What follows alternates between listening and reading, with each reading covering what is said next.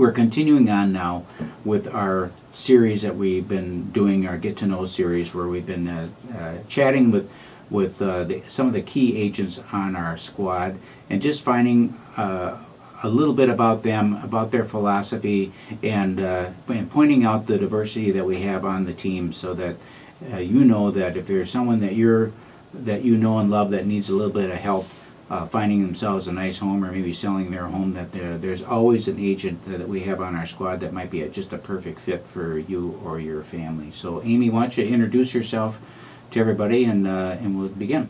All right. Hello. I'm Amy Nasbush-Ranke. I've been an agent since 2008. I got started right as I was graduating from college.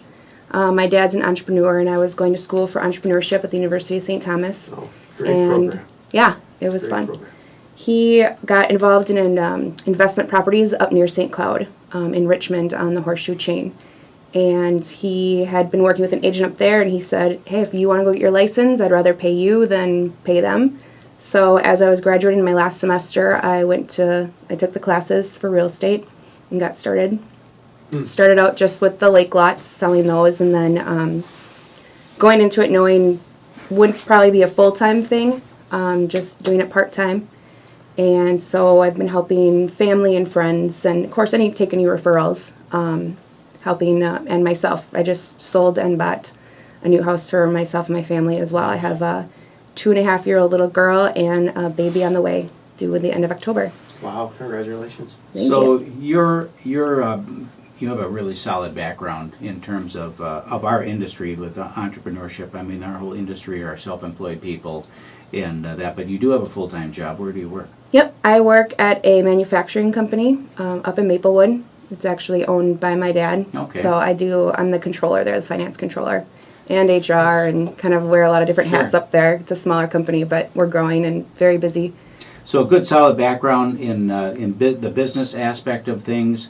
You've got experience. You've done some work, and what I like about your practice is the fact that you take just a very limited number of clients, in a given year. So it's not like you're you're not that guy out at the open house on the weekends, or gal out at the open house on the weekends, or canvassing the neighborhoods, handing out your flyers and such. So because you are able to focus on one or two people a year, the people that you do serve are very well attended, obviously. Exactly. And so what are when you go through the process then with the people that you're working with are referrals, so many times they're family members or close friends or friends of friends. Does that impact on how you work with them, or what's the relationship like when you're working with people that close? I still definitely try and keep it as professional as I can, but it's nice to be able to get to know people, or to know people ahead of time, so personally, that I kind of know almost ahead of time what they're looking for. I think we can have a little bit more of casual conversations.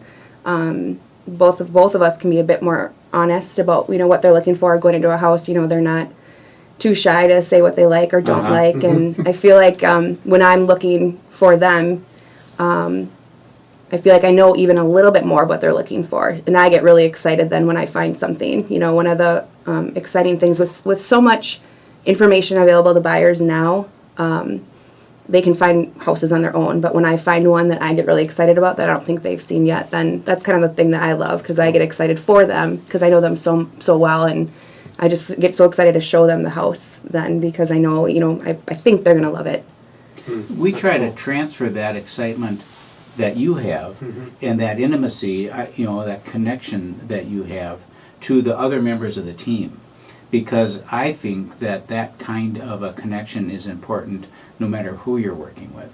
And yes, it's maybe easier with someone that you've got history with, but the ability that I think we've pretty developed well on our squad to be able to have that, to accelerate that relationship and that getting to know is important.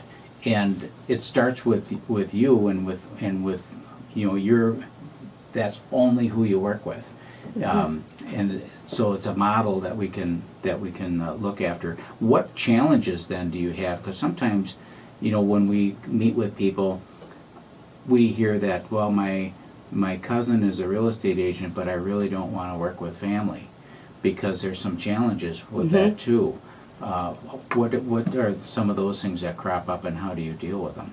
I have found it interesting that family can be a little bit more challenging than non-family members, just because I think they almost expect even more, which is fine. I like to live up to those expectations. And but that can extend to your first tier of friends too. I mean, Oh, yeah. people that you went to college with and high school with and that, I mean, they have a pretty high expectation. Oh yeah, they do. And that's, I mean, so it's been challenging to understand that a little bit, but it's been fun. It's one of the I know one of the bigger challenges for me is always being on as an agent. You know, you're working 24/7 basically.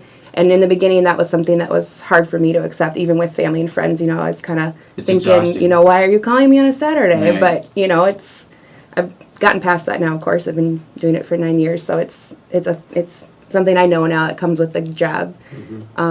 But yeah, it's funny that it's more challenging, I think, to work with family members and close friends than, you know, just a referral that came in. What's the most difficult thing that you encounter as you're doing your practice and dealing with people? What's the hardest conversation that you have? For me, it's breaking bad news, you know, especially when I am working with family and friends.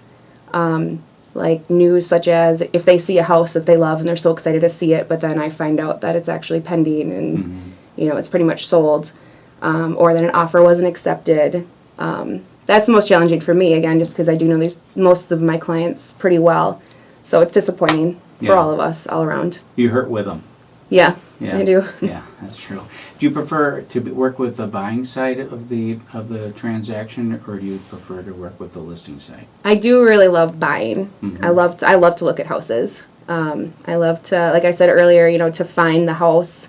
I try and beat them to it so that I can show them the house, you know, that I found it for them. And I had a client recently who I kind of talked him down in price and what to offer, and he was really grateful. He's like, you know, you saved me $5,000 or $10,000, and it's cool to hear that kind of stuff. So rewarding. Yeah, definitely. When you were selling, do you still have some lake lot properties left up there? Two. Started with 60. Started with 60, and we're down to 2 left. What lake? It's on Long Lake, which is part of the Horseshoe Chain up in Richmond. What are 2 left? Just tell us a little bit about those 2. We have, so it's a little community for recreational vehicles. So it's similar to what people would go and rent. It used to be a rental, and then they turned it around. That's when my dad got involved in the investment. They turned it around to ownership lots. So one is just a vacant lot that he has left that you'd bring in a park model or a RV or trailer. And they're intended to be permanent. So you park them, you deck them, skirt them, you know, you leave them there. It's not a seasonal thing.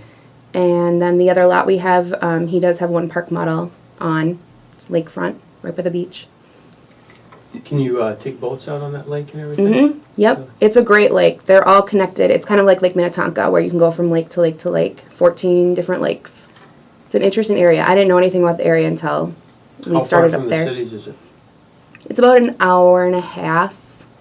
Close. Yeah, Just exactly. up there. You don't have to go too far to get away. Okay, we're out of time. Why don't you give me your contact information once more? My cell phone number is 651-308-9323 or Amy at hittnergroup.com. We'll be right back.